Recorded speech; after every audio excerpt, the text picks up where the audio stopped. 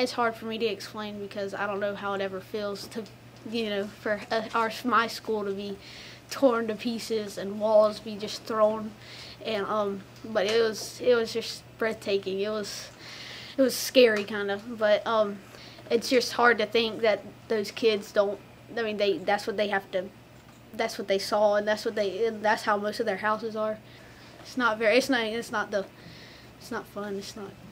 And so we want to make sure that our kids understand that this isn't just about coming in and helping, but want to enable and empower other kids to have that same responsibility and understand that, yes, you're doing great learning, but you got to bring people along with you. And we have a great responsibility to teach empathy, and it's so important that we don't miss on that, because they're going to be inheriting a world with some problems, and we want them to think about problems that are beyond just the problems that they face. And so I think it's really important for them to have that skill set when they go forward and looking at the world from a global perspective and not just from a me perspective. So, as soon as they saw it, I just saw everything they didn't have and noticed everything we did have, and I just thought it wasn't fair that they just didn't have it. It was just gone for them.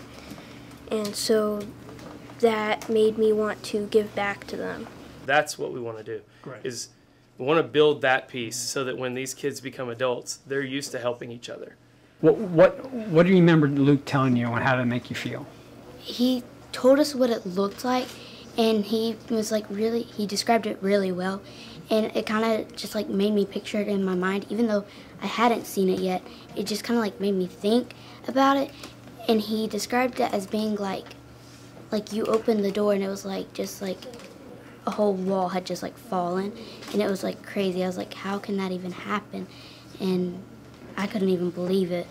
And he was just very descriptive of everything. Yeah. What did that do to your motivation to want to work on this? It made me want to work on it, because of the golden rule, treat others the way you want to be treated. Because if that was my school, I would want somebody to help me in my school.